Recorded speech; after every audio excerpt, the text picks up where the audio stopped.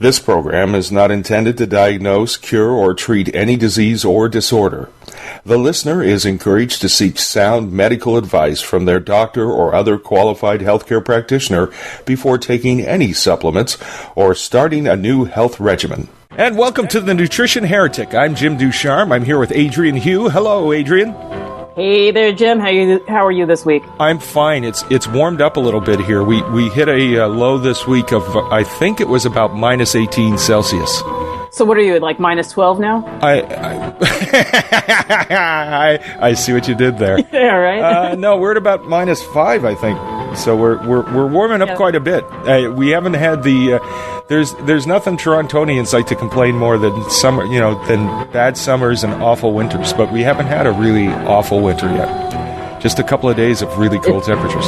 It sounds really awful to me. Yeah, well, I know. Anything below 60 degrees Fahrenheit probably sounds really awful to you. Oh my gosh, I had to get up on Saturday for it's the Makahiki Festival, which is basically the festivals when the ancient Hawaiians would stop fighting and then they would test their skills against one another. And I had to be out on a field at 6:30 in the morning, and it was 52 degrees. I wanted to die. And people were there barefoot. I don't know how they do it. Must be a lot of Canadian blood in those Hawaiians.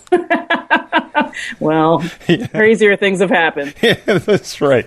So, look, we got an interesting show coming up, and I know that you wanted to touch on a couple of things because our previous show where we touched on your book, Frenching Your Food, you got some feedback on that through Facebook and some other channels, and people were asking some questions. So I think that was the first thing you wanted to hit on today, right? Yeah, because I think so much of this information's in my head, and I don't realize sometimes that I don't relay the points as detailed as I could. So I just wanted to run down those. So the first point that we talked about is that a lot of people look at beans and nuts as protein. In the French view, let's say, they are not protein, and technically in the scientific view, they're not protein either. While they do have high amounts of amino acids, they don't have the complete array that we need to make amino acids. And those, what a lot of people got sidetracked, or I got sidetracked, and a lot of people didn't pick up on, was that we were talking a lot about beef and grass-fed beef, but protein is really any animal food. So, we're fish, chicken, duck, goose, what have you, any kind of crustaceans, dairy products are protein, eggs are protein, and yes, red meat is also protein, or pork, etc. So don't think that you have to eat red meat.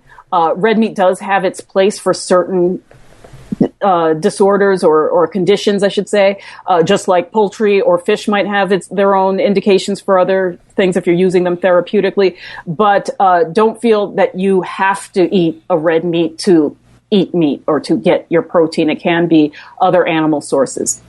But you're saying that protein, the only alternative for protein is other animal meat? Because that'll have the vegans just going crazy. Yeah, well, it's funny because back in the day when people started to, the concept of beans being a replacement for animal foods started with a book called Diet for a Small Planet. And as far as we know, that seems to be where all the arrows point to that book. And people just ran with it like wildfire. And what they didn't realize is that in a lot of these cultures where people are consuming, for example, let's say India, they do eat, yes, a lot of legumes and pulses, and they're basically vegetarian, but they consume it with high amounts of animal fat. They consume it with yogurt. And a lot of people miss that connection. So personally, I believe that when people are essentially forced to eat a lot of pulses because of economic reasons, for example, they will consume it, whether it's with a dairy product, some kind of a bone broth, bugs, really anything that has derived from another animal. And like you said, yes, it drives the vegans crazy, and I've been blasted and called names and called an idiot because I don't believe in that. But I've seen it fail more times than I've seen it succeed. So I stand by my guns. And admittedly, this is from a long view. It's kind of anecdotal almost, but in countries like India, and other countries with similar diets, they don't seem to have the same obesity issues that we have in North America and elsewhere. Right, but those are quickly changing as they become hip to the foods of commerce. So, for example, in India, I have a friend back in New Jersey. He has been making ghee, which is clarified butter, which is traditionally used in Ayurvedic and Indian cooking. He has been making that. His family's been making it since the late 1800s, basically. So I forget how many generations in of making this, and you've probably seen it if you've been in a health food store. Pure Indian Foods, I think, is his company, and he was saying that now in India, people are getting obese, but they're also replacing their ghee with vegetable oils. Ah.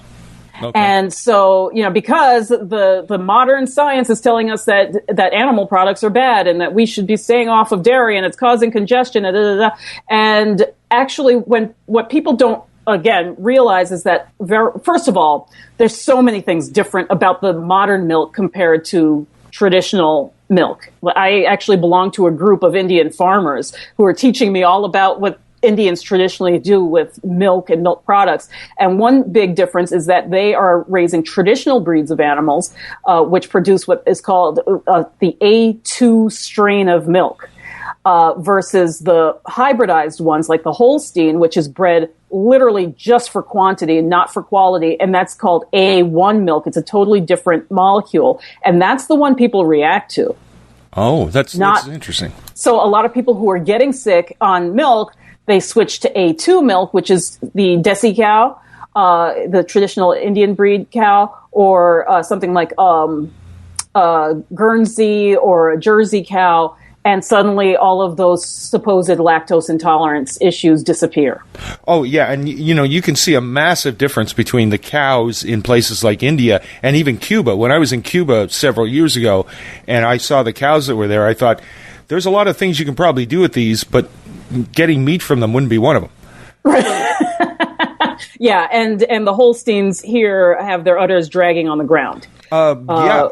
Which is, it's quite disturbing. They have all kinds of goiters and cancers and things like that. And doesn't that just make you want to pour it on your cereal? Yeah, so the answer is always somewhere in the middle. And as opposed to jumping ship and complaining that all dairy is bad, I think we need to, it would behoove us to look at milk in a more holistic manner and say, hey, why don't we just get the animals back to the way that they're supposed to eat? Why don't we just feed them the foods that they naturally want to eat instead of bashing the food itself that has helped human society develop over tens of thousands of years? I think it does behoove us to treat cows better. Like, right. we totally glossed over that great pun that you just made, so I had to throw that in there again. So okay, yeah, they're so automatic with me. I don't even don't even notice it sometimes. I just think. Yeah, I think behooved is just such an underappreciated word in any case.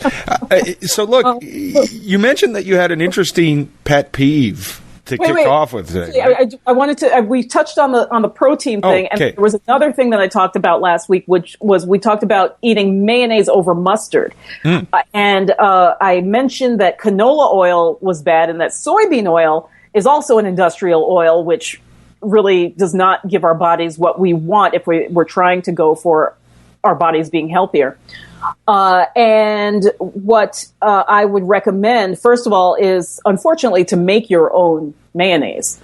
And it's not that difficult now. It's easier than ever to find the right ingredients. You really just need an egg, an oil, and the oils that I recommend would be a light French olive oil. If you use anything like a Spanish or Italian olive oil, they tend to be very heavy and you're not going to like the taste. So a light French olive oil, which has a very mild flavor, a good quality macadamia nut oil, which is increasingly easy to find, as well as avocado oil, which I'm a little bit on the fence of, but it's a newer product that's come to market, and I guess time will tell. But if you're not eating it every day, it does appear that the processing of avocado oil is less industrial so far as we know, than most of the others. canola and soybean, they're a molecule away from being plastic. You really don't want those in your diet as much as possible. But these other oils, they are more mechanically pressed, and they are for really just for drizzling on salads or using in something like a mayonnaise. But But this whole thing about being a molecule away from plastic, and I don't want to go off on a big tangent here, but right. A molecule's difference is a big difference. Right. When you break it right down. I mean, the butter industry for years has been using that line about margarine, and the truth of the matter is that a molecule's difference is a much bigger difference than they're trying to imply. Yes, this is true, but it still stands to reason that it does not break down like a natural oil would. And if you look at, for example, people with acne, chronic acne, the first thing I do is I tell them, get rid of the vegetable oils. And really what it is that the body is trying to use these oils the way it would use a regular fat, which is to push it to the skin, to lubricate the joints, to use all of these things, to create basically just fluidity in the body, let the cells become very supple. But instead, it can't express itself that way because they don't break down. They don't go through the normal digestive path that you would get with a true animal fat or one of these mechanically pressed fats or oils. Okay. So what happens is you get a coagulation of these things, and they push up to the surface of the skin as pus. Yeah. Exactly, and that's what makes zits. For most people, I have found the first thing I have to do is take those out, and suddenly their skin is clear. A couple weeks later, they get that stuff out of their system, and their skin is clear. I'm kind of nostalgic we're talking about things that just aren't changing shape, and I think of plastic as something else that also doesn't really change its shape. I don't know about anybody else, but I kind of have a nostalgia for popping zits. You know what I mean? I do know what you mean, Jim. There was a certain satisfaction in popping one of those big zits. Yeah, well. Those days are gone, though. Those days are gone. The days of my oily youth. Yes. So anyway, okay, so you wanted to talk about my pet peeve this week. Okay, my pet peeve is that people are so heavily focused on weight loss that we're not looking at anything else. We're not concerned about any other state of the human body as long as we lose the weight. And to underscore this fact, this week, several articles and news casts were talking about these poop pills that are being. Yes, they are made of human. I don't know if it's human excrement. Honestly, I haven't even gone that far into my research. All I had to do was poop pills, and I was like, "Are you serious? Are we now going to subject obese people?" I mean, and it is targeted apparently to the obese community to eat shit and lose weight. Wait a minute. You're saying that when you say poop, you say poop pills to me, and I think X-Lax. No. I'm talking number 2. You're saying to me that these pills are made of poop? Number 2. You're me. Oh, you don't. You have no idea how much I'm you. That's a load of literally. Oh yes, it is, and this is what we're looking. We're staring down the barrel at poop pills. I would say that they're coming at this problem from the wrong end. Yeah, I can tell you what end that is. That's just. Okay. I mean, it was one thing when they were talking about, very expensive coffee beans that were being collected from the poop of certain arboreal creatures in wherever that is. Yes. That was kooky enough. But, I mean, and it's another one of these miracle pills. I keep hearing, I don't know if you remember this song, 5-Man Electrical Band, I'm a Stranger Here. It was a big hit in the early, I think it was the early 70s, and it talks about we got this pill that does this, we got this pill that does this, we got this pill that does this, and we're always looking for that magic bullet, just like you were just saying, and we don't look at the holistic I mean, just because somebody's overweight by a certain amount doesn't mean they're unhealthy, correct? Right. Not necessarily. And I honestly, I'm not saying that this is good, and I'm not endorsing this by any stretch of the imagination, but I have a friend, he's about 700 or 800 pounds, and the doctors are baffled that he doesn't have high cholesterol and like all the other problems that that would be associated with overweight. Now, that's not saying that you should try and risk that, but there's such a we're so stuck in this calories in, calories out mentality that it's just stretching way too far. And you know what? I was going to talk about something today, but I think I'm going to avoid it because I want to get our guest on before it gets too late. But next time, let's talk about school lunches. Yeah. Because that's another place. And, we're looking at kids with lowered immunity. And actually, I want to give one tip. Let me just give one quick tip on lowered immunity, getting sick in the winter. A lot of people get really focused on something called the acid-alkaline balance of the body. And they talk about being mostly alkaline. Personally, I have found people a little bit healthier when they're slightly acid. And one of the tricks that I've learned over the years is to take a piping hot bath in 2 cups of apple cider vinegar. Take that at night. It warms your body up. It chases the colds away. And for anyone who is suffering right now, I suggest that you try it. It's an easy, inexpensive therapy that you can do for yourself. And it makes me feel like $1,000,000. I've recommended it to people for not only for illness, but for joint pain. It works like gangbusters. And the key is to stay in the water as long as possible till it cools, because that will pull any infections, viruses, whatever out. Even things that might be stored in your body. I don't know that it will pull heavy metals. It would be probably with something else like baking soda to pull out heavy metals. But for colds and, like I said, for joint pain, the cider vinegar in a piping hot bath is as hot as you can stand it. Don't kill yourself, but as hot as you can stand it. And it works phenomenally. So that's my tip for anyone who's out there suffering right now with any kind of cold, flu, virus, what have you. Well, and as you said in your book, also, French in your food. Also, make sure you get that 7 hours of sleep. Yes, of course, and minimum 7 hours. Some people definitely need 8, but we're so ready to sacrifice our sleep for exercise. And I think it should be the other way around. I think we need to prioritize our sleep because that's when our body is regenerating and building itself and processing whatever has happened during the day, from the mental to the physical to the digestive. All of that stuff is going on during sleep. So make sure you get at least 7. Some people even say 7.5 hours of sleep per night. But, you'll know when you've had too much sleep. But definitely trying to stay awake on coffee is not cutting it. And just before we bring Gina on, let's mention that you're still looking for a virtual assistant? Oh, yes. And you put that up on the website, right? It's on nutritionheretic.com careers /careers. Okay. /careers. So just go there and you can apply there. And Adrienne is a wonderful person to work for and with. Thanks. Yeah. She's just slightly insane, but other than that, she's wonderful. Well, yeah. One day, maybe we'll go over some of the crackpots who have applied in the past, and things not like how you will know not to apply, because if you turn into one of my anecdotes, you should not apply.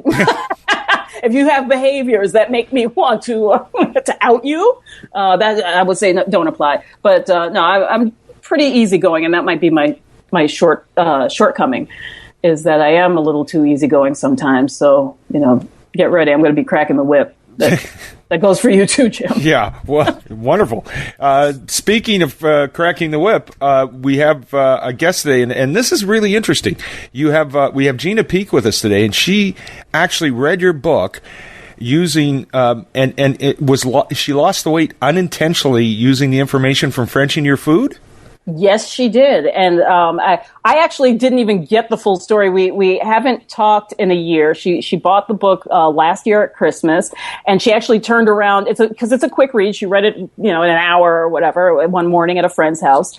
And then she turned around and bought like another 10 copies or something. And she gave them out as Christmas gifts. And she was using it as a maintenance diet, from what she told me. And next thing you know, she loses more weight over what she had lost doing something else. So, Gina, if you're ready, we'd love to have you on. Hi. I'm here. Hi. Nice to have you, Gina. Sorry, I'm in Los Angeles, so occasionally you'll hear the helicopters above. I apologize for that. That's okay. We're all good. So Gina, I was so impressed because we have a friend in common. Mm-hmm. And she's the one who you saw Frenching Your Food sitting on her kitchen counter or wherever it was in her house. Mm-hmm. And you read it, and then you were like, light bulb. Absolutely, light bulb. What was the light bulb moment for you when you were reading the book? When you looked at it, was it? So many light bulb moments, really. I mean, from the title, I'm a huge Francophile, so I have lots of French friends and lots of French skinny girlfriends whom I've watched eat as much as me, if not more, and remain thin. And so the title of your book drew me right away because I just thought, wow, is she really going to unlock these mysteries? Because my own little skinny French girlfriends have not. So that was sort of the first light bulb. And then all throughout the book, several light bulbs. You talk about the health food stores and the foods that we're buying there, yet loads of overweight people coming in and out of the health food stores. And that really spoke to me and resonated with me. The animal fats, and making sure you have those in your diets. Those, it definitely was not just a light bulb, but it was also permission for me not to feel guilty about that. Because I definitely do think that's important in our diets. And it's just important about where we source those items from. Absolutely. Yeah. Absolutely. And that's why when I wrote the book, I didn't write it necessarily as a weight loss book, but like you say, to unlock those extra mysteries, because I don't know if you've read any of the other books that are written about French diet and French women don't get fat and all that kind of stuff. But the books that I have read in that vein seem to glaze over or not notice some of the points that I brought up in Frenching Your Food, which is why I felt that it needed to be written. Mm-hmm. And in particular, because when I was collecting, just storing that information in the back of my head was before any of those other books were written. And they were just these quirky tips that women were just sharing with me over the kitchen counter. Or at the desk at work. And I felt that this could be helpful for someone else. So my understanding now is that when you adopted the French diet, or you started Frenching Your Food, you were doing this as maintenance because you had already lost weight. Could you talk a little bit about that? Sure, that's correct. I have pretty much my whole adult life carried about what I considered to be 30 extra pounds around. Okay. And was fairly comfortable in that. I was very comfortable in that body, actually. I have a yoga practice. I hike regularly. But, the waistline was not attractive. The weight had sort of shifted over the years as I got older. It was more in my waist and belly, and so becoming increasingly less comfortable. So a couple of years ago, I just finally made a decision. Okay, I really want to get at least 20 of these pounds off. I thought I'd keep an extra 10 to sort of stave off the wrinkles. Right. Because people always tell me, wow, you have no wrinkles for 47. And I'm like, yes, it's the 30 extra pounds. That's what it is. I was a little homemade Botox. Exactly. I was a little nervous about the outcome of that. But so I did, like I said, 2 years ago, really make a conscious decision to get some of that weight off. So, I've done a couple of vegan detoxes, which are temporary and meant to be temporary, but it really shifted me in the way I was eating, and I kind of went to an 80-20, I call it, like 80% fruits and vegetables and 20%, high protein dairy. And that was working, but it took a long, long time. And then, as I said, when I I wasn't quite at the weight I would have liked to have been when I read your book. I had a few more pounds to go. Okay. But I really find your book, implementing your book is a wonderful way it's been a very easy way for me to maintain. And like I said to you, once I hit my optimum weight, I shifted to your book and then I dropped another 15 pounds. Right. And how long did it take for those extra 15 to come off? You won't believe it. It had from March to June. Wow. Like 3 weeks. And that's why people really paid attention and people started asking me about it, because the first 25 pounds took me 2 years to lose. Wow. So people did notice it a little bit here and there, but it was those last 15 that I dropped so suddenly that, and even I, honestly, Adrienne, I couldn't explain it because at that point I wasn't considering myself in weight loss mode. I was considering myself in maintaining mode and just continuing to lose. So I had friends telling me, you're not eating enough calories, you're not this, you're not that. So I even put one of those apps on my phone, the Fat Secret app, just out of curiosity to put in everything I was eating. And I was eating plenty of calories. Yeah. It was just what I was choosing to eat and when I was choosing to eat it that I think really made the difference. Right. So let's say Jim wants to start Frenching his food, okay? Let's just say. Does that include hollandaise sauce? Because hollandaise sauce is something, I'm at the point in my life where the only time I have hollandaise sauce is when I go to Vegas. Oh, I would say yes. What do you say, Gina? Are you still eating the hollandaise sauces? I have to tell you, what I love best about this is there is not a single thing I have eliminated. Wow. Not a single thing. So if I want it, I will eat it. It's just how much of it I'll eat and when I'll eat it. Right. So I would say, sure, if you're in your favorite Vegas restaurant and they've got Eggs Benedict on the menu is good, have it and enjoy it. We have one here in LA, Sycamore Kitchen. They have the best Eggs Benedict I've ever had, and I'll eat it and enjoy it. Maybe no more than once every couple of months.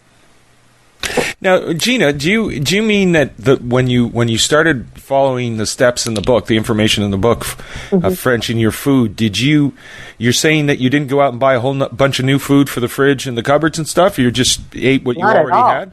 Not at all. Yeah, no, I mean, we shop at the farmers markets, and some of the health food stores or Whole Foods. So we have a very high quality food in our pantry anyway, but no, not at all. In fact, if anything, one of the things I had sort of gotten rid of out of my diet was butter, despite the fact how much I love, love, love it. So I put that back in after reading Adrienne's book. And by the way, still lost 15 pounds. No, I did not change the way I ate. In fact, if anything, it changed the way I felt about how I was eating. And I know that sounds probably a little esoteric or crazy, but honestly, I mean, not vilifying my food anymore, not looking at the butter as I'm putting it on my plate and feeling tremendous guilt about it. And actually feeling like it's a good component on my plate and giving me some benefit. Right. Exactly. And the mental emotional connection to our food is so overlooked in society.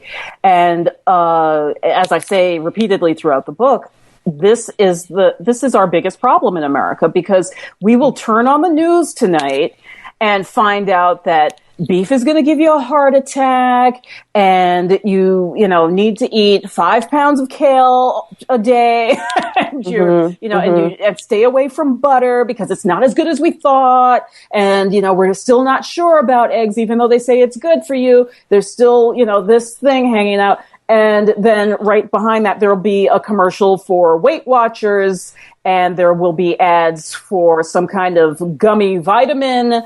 And, we'll hear just all of the benefits of these low-fat, easy-to-prepare, microwavable somethingables. I do not have a microwave in my house. I will say that. Yeah, good for you. Yeah, and it's we just don't seem to get it, that everything that we're being taught is funneling us towards these promised land foods that in the end don't live up to their promises. Right. But this just comes back to this difference in how Europeans, and in this case especially the French, view food as part of their lifestyle, not as a utility. I know that we're talking here about how people use food as a support mechanism and everything, so it may sound counterintuitive what I'm saying, but I don't know. Most of my life, I've kind of viewed dinner as something that sort of just needs to happen, or lunch, or anything like that. I've never had it as it's never been part of my life necessarily as a lifestyle component. At least I don't feel that way. Maybe I'm just not, in touch with my inner foodie. But for me, it's like, okay, go out, get lunch, as long as it tastes good. We're done. So, and I think part of that comes from my father, who was legendary for eating dinner in 3.2 minutes. Oh. I mean, he was unbelievable. He would go through a steak in less than 5 minutes. Oh, geez. Yeah. And that's something that the Chinese, I don't know if they officially refer to it as this, but I've seen in many Chinese dietetics texts, they talk about how in the West we tend to eat just to feed the stomach. And in the Chinese view, you should be eating for all of your organs, mm-hmm. and that's where the variety comes from, because many foods do uniquely feed the stomach, but we don't think of the other things that depend on that. And so many of the diet fads, and when I say fads, I'm including all the culty stuff, the vegan, the paleo, whatever. They look at food as really still just a way to fill the stomach and feel that satiety, not on a deeper level. Mm. And I think this is important, that we need to start recognizing the fact that the body actually needs to digest this food. So when we talk about being full, we're still talking about, how we're still ignoring the fact, is maybe a better way to say, that the body needs to digest this, it needs to incorporate it, it needs to feel good afterwards. So if you're feeling sleepy after a meal, sure, it could be the gluten, but it could also be that you didn't chew properly. It could be that you were not focused on your meal and didn't basically masticate enough to assimilate those nutrients into your body. Now it's just sitting there like a rock. So it's becoming ever more apparent to me that we need to we need to just start waking up to what's in front of us. And so for someone like you, Jim, who says that you just eat because it's just got to taste good, really slow down. Challenge yourself to take 20 minutes, no matter what it is that you're eating. I don't care if it's McDonald's, put it on a nice looking plate. Or sorry, not McDonald's, Tim Hortons. Sorry, you're in Canada. So, put that donut or whatever, put it on a nice plate. Take 20 minutes to eat it and see how you feel afterwards. Yeah, I think that part of this has come from, there's a lot more value to the family meal than just catching up on what the kids did at school today. Oh, yeah. And I think as we moved away from that family meal and television became a part of our meal times, and we started sitting in front of the TV on the couch eating our dinner, in classic sort of Simpson-esque style, that changed our relationship with food. I think technology has really changed our relationship with food and what food means. And there's so many other cultures out there, like the Chinese and the French and the Italians. To them, food is a ceremony. Dinner is a ritual. Yeah. And actually, we start with the very young. I've seen my friends put their young children in the high chair in front of the TV because that's how they can get them to eat. Yep. So I think you're going to see a generation coming up that's known nothing but that. Right. And the sad part there is, like, it wouldn't be too bad if they were actually feeding them food, but a lot of times we're at that stage. I know, Gina, you have kids that are around the same age as my kids, mm-hmm. and you too, Jim. But they're giving them Cheerios, because somehow. And what's funny about Cheerios is the argument is, well, it helps with hand-eye coordination. I'm like, and you don't get that with a spoon? Like, Right. really? A spoon doesn't help? But I admit that my child likes Fruit Loops. Okay, I'm sorry. She likes them, but I always try to serve when she's having Fruit Loops for breakfast. I always try to serve some half decent bread with it too, toasted. Brown bread. try giving her an egg. That's been a bit of a challenge with her so far, and so has white meat. She really doesn't like white meat for some reason. Does she like dark meat? Dark chicken meat, yes, and fish, no problem. But she has good taste. Well, then give her those. Give her the ones that she will eat. Yeah, the only way that we. Mm-hmm. I was just going to say, since my eldest was a baby, my husband and I would tell people, anybody having a child, we're like, look, if you want your child to eat, if you don't want to deal with feeding struggles, do not introduce anything in a Fruit Loop Cheerio shape. Don't even get them on that train, because it's just a lifetime of struggles, and I have seen it more times than I have not. It's really the only one that the only sin she has, or my sin more than hers. Right. Although I do have to confess that when it was Halloween, I let her eat Count Chocula because they put it up on the shelves as a special. So and again, once a year, like, what's the problem with that? Right. A box or two a year. It's if it becomes a mainstay in your diet as like an acceptable form of breakfast. Exactly. That's when you have to ask yourself, hit it in the right way? Yeah, no, there's, certainly during the week, because, I only have about half an hour to get her fed and ready to go. So sometimes convenience creeps into that equation, but luckily she does like some whole cereals that are, granola, nuts. Does she like oatmeal? She used to, and then she stopped liking oatmeal. She won't eat it anymore. I used to feed her oatmeal all the time, and I was happy to do so. Okay, because one thing that I do for rushed mornings, and sorry, we're getting a little bit away from Gina's talk. Sorry. It's okay. For rushed mornings, what I do is the night before, at dinner, I take some oats, I toast them lightly in the pan. You don't have to toast them, but I like to toast them just for that extra nutty flavor that it releases. And then I put it in a crock pot with a little dollop of yogurt and plenty of water. And just before I go to bed, I turn that sucker on low, and I let it go all night. And in the morning, we have a pot of ready-made oatmeal. Neat. Stir in some butter, cream, honey, maple syrup, cinnamon, apples, whatever you like, and breakfast is done. Well, we're just about out of time here, but Gina, is there anything that you'd like to add that we haven't talked about yet? Any kind of insight that you've gained from following the tips in Adrienne's book? Actually, what I'd like to ask you, Gina, is what could you recommend? Like, what were the maybe top two things that you did differently, especially because you were already a foodie. You were already someone who had good food in the house, but for some reason, it wasn't coming together weight-wise. What were the two top things that you think made the difference once you started Frenching your food? I think, as much as I prided myself on not eating things out of a package, after reading your book, I really I just 100% went for it in that direction. So you really tuned in. If I was reading ingredients on a label, it meant I probably shouldn't be eating that. Right. And so our stuff doesn't come in packages.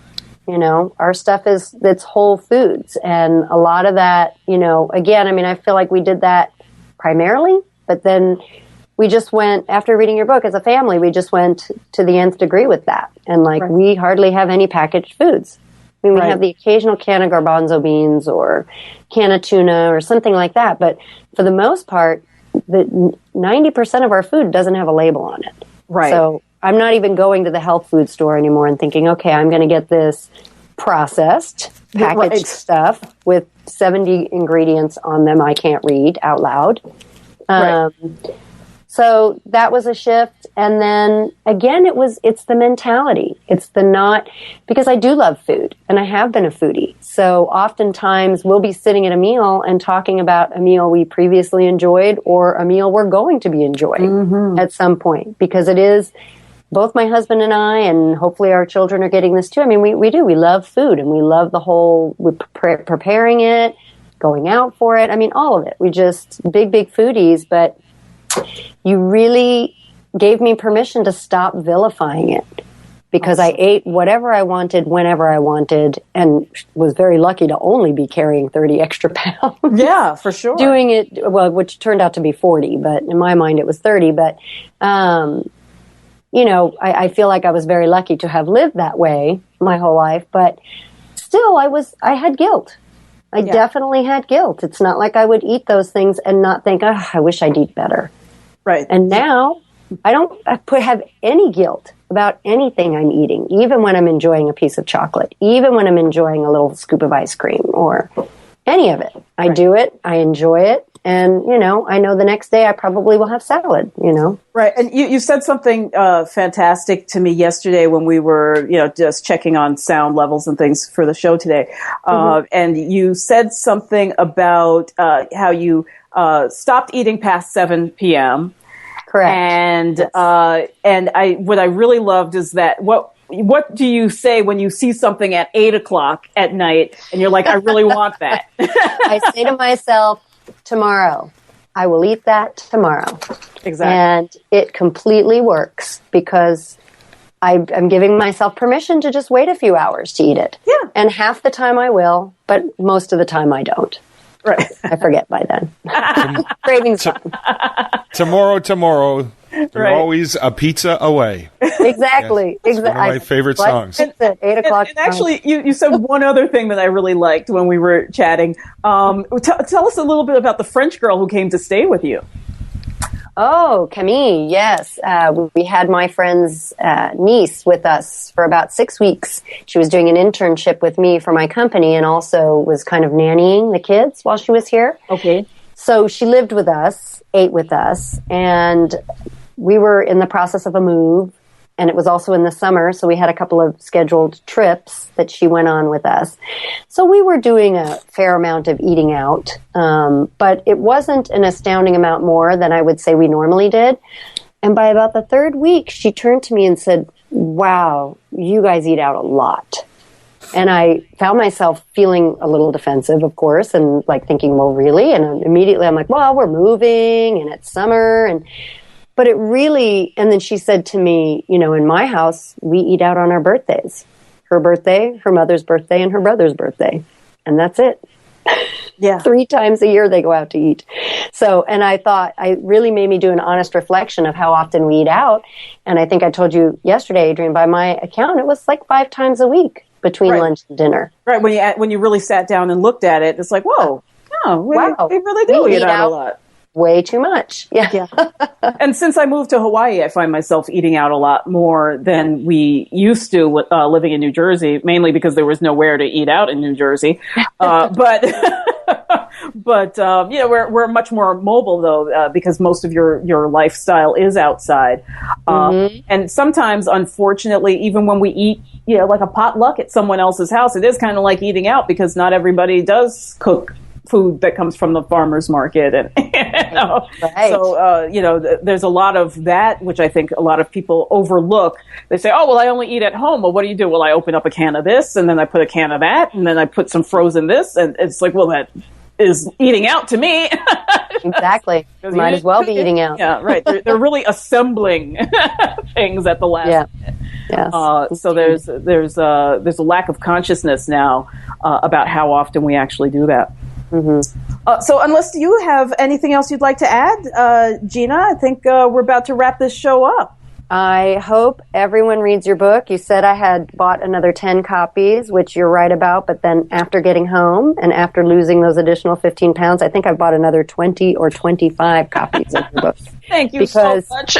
Well, it's a wonderful thing to just hand to people because everybody wants to know hey, did you go out and get that poop pill everybody talked about? Or how did you do it? How did you do it? And, people just assume that I'm either on Weight Watchers or not eating or, and it's great to say, no, I just had a shift in consciousness and you can have it too. So here's this book. And I don't know anybody who hasn't thoroughly enjoyed it and loved it. I don't know how many people have actually started implementing it, but read the book. Read the book. Do yourself a favor.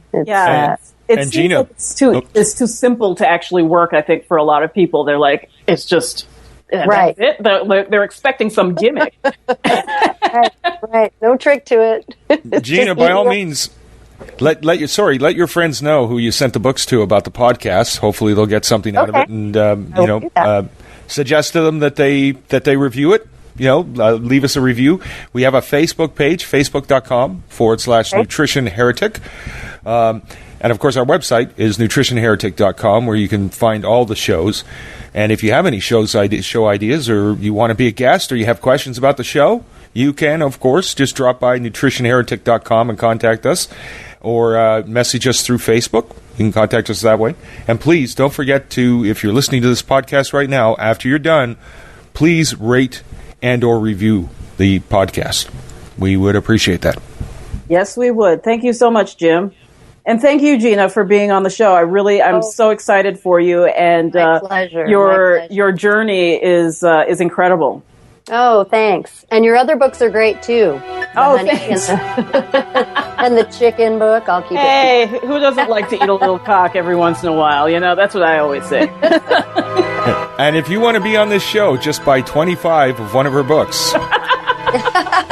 And you're in. Yeah, that gets you an automatic spot, right? It's an automatic guest spot. You buy 25 of those books, and we'll have you on this show. I don't care if you're playing mouth harp for 20 minutes. You're going to be a guest. That's great. Gina, thank you so much. Adrienne, always a pleasure, Adrienne. Always a pleasure here too, Jim, and I'll see you next week.